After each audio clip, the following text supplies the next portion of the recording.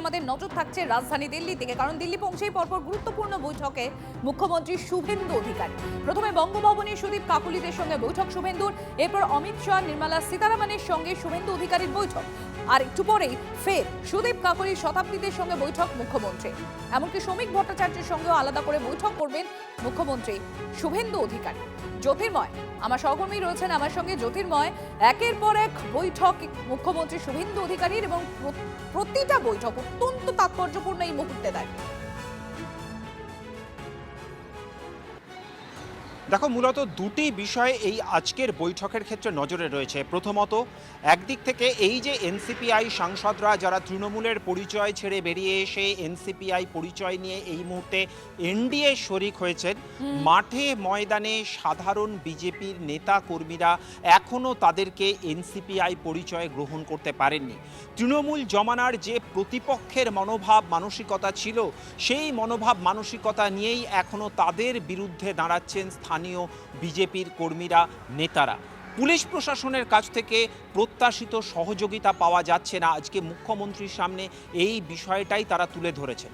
দ্বিতীয়ত, যে কথা আমরা বারবার ধরে আলোচনা করছি যে এনসিপিআই এর ভবিষ্যৎ কি, কবে তারা স্পিকারের কাছ থেকে মান্যতা পাবেন, পৃথক সংসদীয় দল হিসেবে তারা কবে পরিচয় পাবেন, কবে তাদের নামের পাশ থেকে অল ইন্ডিয়া তৃণমূল কংগ্রেসের সাংসদের ট্যাগটা সরে যাবে, সেই প্রশ্নগুলো তোলা হয়েছিল। আর যখন ভূপেন্দ্র যাদব তিনি এই বৈঠকে যোগ দেন, সুদীপ বন্দ্যোপাধ্যায় প্রথমেই তাকে এই প্রশ্নটা সরাসরিভাবে করেন। ভূপেন্দ্র যাদব আজকে তাকে জানিয়েছেন যে জোড়া ফুলের প্রতীক কার হাতে থাকবে তার নিষ্পত্তি হয়ে গেলেই এনসিপিআই এর বিষয়েও সিদ্ধান্ত নেওয়া হবে। অর্থাৎ ঋতব্রত তৃণমূল আনুষ্ঠানিকভাবে তৃণমূল কংগ্রেসের স্বীকৃতি পেয়ে গেলে তারপরে এনসিপিআইকেও আলাদা করে স্বীকৃতি দেওয়া হবে। সেক্ষেত্রে সম্ভাবনার একটা নতুন রাস্তা আজকের বৈঠক থেকে ইঙ্গিত হিসেবে সামনে আসছে। তাহলে কি আগামী দিনে এনসিপিআই তারা তৃণমূলের সঙ্গে মার্চ করবে, অর্থাৎ ঋতব্রত বন্দ্যোপাধ্যায় তৃণমূলের সঙ্গে মার্চ করবে? কারণ স্বয়ং ভূপেন্দ্র যাদব তিনি আজকের বৈঠকে জানিয়েছেন যে আগামী দিনে যখনই জোড়া ফুল প্রতীকের যে সমস্যা চলছে, সংঘাত চলছে, সেই সংঘাত মিটে যাবে, তারপরেই এনসিপিআই এর ভাগ্য নির্ধারণ করা হবে। এর পাশাপাশি যে কথা আমি বলছিলাম যে নেতা কর্মীদের আক্রান্ত হওয়ার বিষয়, সে বিষয় নিয়েও একেবারে যদি আমি এই জায়গাতে আসছি, এই জোড়া ফুলের মালিকানা কাদের সিদ্ধান্ত হবে আগে? তৃণমূলের প্রতীক যুদ্ধ মেটার পরেই এনসিপিআই এর মান্যতা নিয়ে সিদ্ধান্ত, মানে আশ্বাস যেমন ভূপেন্দ্র যাদব দিয়েছেন। এদিকে বঙ্গভবনে বৈঠকের শেষে সুদীপ বন্দ্যোপাধ্যায় তিনি ঠিক কি দাবি করেছেন শোনাই। প্রধানমন্ত্রীকে বলেছি, ও বলেছে, আমরা অমিত শাহকে বলেছি। আজকে ভূপেন যাদব যখন ঘরে আসে তাকে আমার প্রথম প্রশ্ন ছিল যে এই স্বীকৃতি কবে হচ্ছে। উনি বলছেন যে জোড়া ফুলটা আগে কে পেয়ে যাক সেটা ঠিক হয়ে যাবে, ভেরি সুন, একটা মিনিমাম সময় আর লাগবে। কিন্তু এইটা নির্ধারণ হয়ে গেলে বাকি সব সমস্যা খুব দ্রুত সমাধান হয়ে যাবে।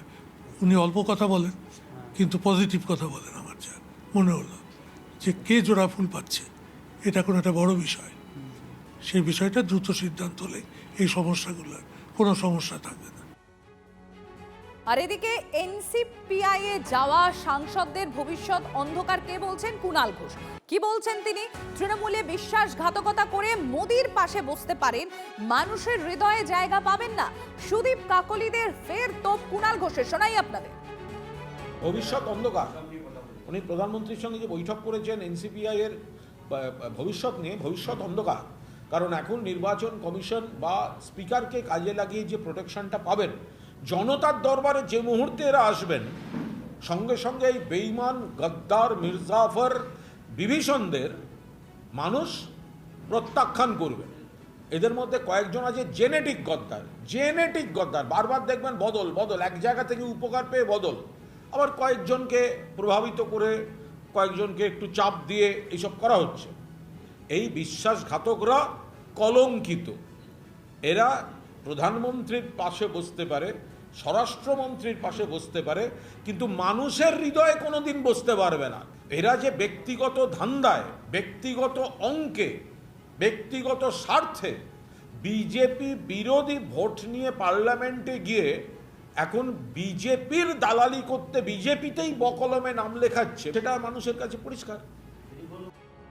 জ্যোতির্ময়ের কাছে আবারও চলে যাব। জ্যোতির্ময়, ঠিক এই জায়গাটাই যেখানে সুদীপ বন্দ্যোপাধ্যায়রা দাবি করছেন যে ভূপেন্দ্র যাদব বলেছেন প্রতীক যার তারপরেই সিদ্ধান্ত নেওয়া হবে এনসিপিআই এর ভবিষ্যৎ নিয়ে। এদিকে কুণাল ঘোষ মানে কালীঘাটপন্থী তৃণমূল, তারা বলছেন যে যেখানে অ্যান্টি বিজেপি ভোট নিয়ে তারা আজকে পৌঁছেছিলেন সংসদে, তারাই যদি বিজেপিতে বকলমে যোগদান করেন তাহলে মানুষই তাদের পাশে থাকবে না। দেখো, এই বিষয়ে সংঘাত তো চলছেই, তার কারণ দুপক্ষের মধ্যে দড়ি টানাটানির জায়গা চলছে, আর সেই দড়ি টানাটানির ফলশ্রুতি আমরা দেখতে পাচ্ছি তিনজন মুসলিম সাংসদ, অর্থাৎ এই বিজেপি বিরোধী ভোটে জিতে এসে পরবর্তী ক্ষেত্রে বিজেপির পাশে থাকা, এনডিএতে সামিল হওয়া, সেটা কতটা কঠিন কাজ সেটা তিনজন মুসলিম সাংসদের অবস্থান থেকেই বোঝা যাচ্ছে। তারা আজ পার্লামেন্টে এনডিএর বৈঠকে যায়নি, গত সপ্তাহের বৈঠকে তারা যায়নি, তারা পার্লামেন্টে দাঁড়িয়ে আজকে দাবি করেছে যে তারা এনসিপিআই এর সঙ্গে আছে, কিন্তু তারা বিজেপির পাশে থাকতে পারবে না, তারা এনডিএতে নেই। আর আজকে আমরা দেখলাম এই বৈঠকের পরে স্বয়ং সুদীপ বন্দ্যোপাধ্যায় তিনি দাবি করছেন যে এই তিনজন মুসলিম সাংসদের মধ্যে অন্তত একজন 16 পাতা দস্তাবেজ তারা মুখ্যমন্ত্রীর কাছে দিয়েছেন। ইউসুফ পাঠান তিনি কিছুটা দূরে দাঁড়িয়েছিলেন, যখন গ্রুপ ফটো তোলা হচ্ছে তখন ইউসুফ পাঠানকে মুখ্যমন্ত্রী তিনি পাশে ডেকে নেন। অর্থাৎ দুই জায়গাতে তারা দুরকম মুসলিম সাংসদরা যে অবস্থান নিচ্ছেন সেটা সুদীপ বন্দ্যোপাধ্যায়ের দাবি।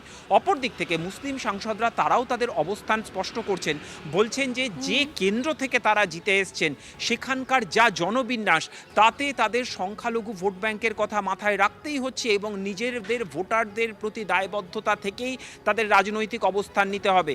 অপর দিক থেকে পাল্টা আক্রমণ যে মমতা বন্দ্যোপাধ্যায় বা কালীঘাটপন্থী তৃণমূল কংগ্রেস তারা শানাবে, এটা সম্পূর্ণভাবে প্রত্যাশিত। তার কারণ এই মুহূর্তে বিজেপির থেকেও সবথেকে বড় প্রতিপক্ষ এই এনসিপিআই বা ঋতব্রত তৃণমূল। তার কারণ তারা তৃণমূল কংগ্রেস ভোটে হেরে যাওয়ার পর বিরোধী দল থাকলেও তৃণমূলের কোমর সম্পূর্ণভাবে ভেঙে দিয়েছে যারা তৃণমূল ছেড়ে বেরিয়ে গিয়েছে। তারা স্বাভাবিকভাবেই এই মুহূর্তে কালীঘাট তৃণমূলের সবথেকে বড় আক্রমণের নিশানায় যে এরা থাকবে এটাই প্রত্যাশিত। জ্যোতির্ময়, তুমি আমাদের সঙ্গে থাকো। আর ঠিক তুমি যে বিষয়টা তুলে ধরছিলে যে এই যে তৃণমূল ছেড়ে এনসিপিআই যাওয়া সাংসদরা, তাদের সঙ্গে প্রায় 1 ঘন্টার বৈঠক মুখ্যমন্ত্রী শুভেন্দু অধিকারীর। বঙ্গভবনে বৈঠকে বিজেপির রাজ্যসভার 3 সাংসদ সুখেন্দু শেখর রায়, সুস্মিতা দেব, প্রকাশজিৎ বড়াইকো, এদিকে রয়েছেন বাংলার বিজেপির পর্যবেক্ষক ভূপেন্দ্র যাদব।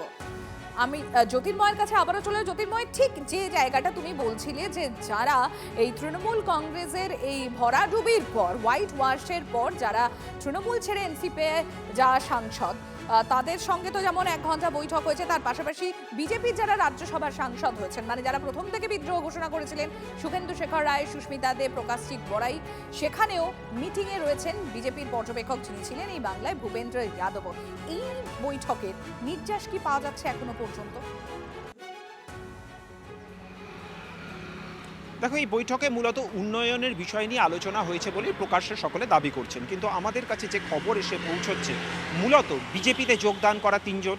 যদি সুস্মিতা দেব, সুখেন্দু শেখর রায়ের কথা বলতে হয় তাহলে এক্ষেত্রে আলাদা করে জোর দিতে হবে প্রকাশজিৎ বড়াইকের নামের ওপর। কেন না, প্রকাশজিৎ বড়াইক তিনি যোগ দেওয়ার পর তাকে এখনো পর্যন্ত এলাকার বিজেপির কর্মী সমর্থকরা গ্রহণ করতে পারেননি। তার বিরুদ্ধে, অর্থাৎ তার বিরুদ্ধে তো বিক্ষোভ চলছেই, বিজেপির এই সিদ্ধান্তের বিরুদ্ধে বিজেপি নেতাকর্মীরা দাঁড়িয়ে গিয়েছেন।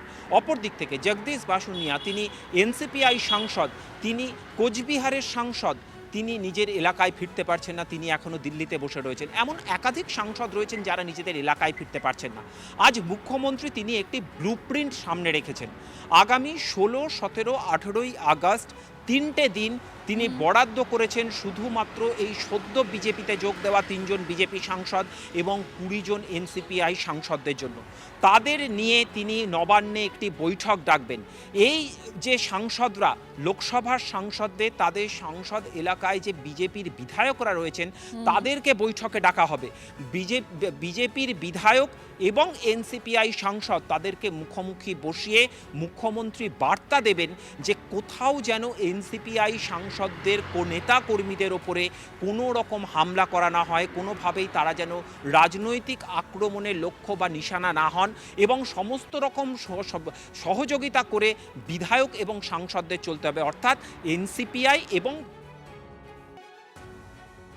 পুলিশ প্রশাসনের চাপ দিয়ে এদের অনেককে বাধ্য করা হচ্ছে, কয়েকটা জেনেটিক গদ্দার সেগুলো বাদ দিয়ে।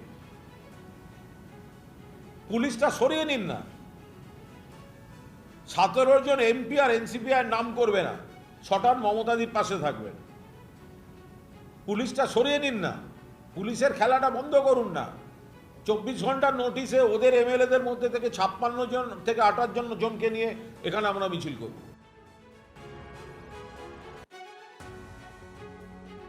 দিল্লিতে সুদীপ কাকলিদের সঙ্গে বৈঠকে শুভেন্দু অধিকারী, শুধু তাই নয় আবারও বৈঠক রয়েছে তার এই সুদীপ কাকলিদের সঙ্গে, এবং শুধুমাত্র তাই নয় এরপর শ্রমিক ভট্টাচার্যের সঙ্গেও আলাদা করে বৈঠক করবেন মুখ্যমন্ত্রী শুভেন্দু অধিকারী।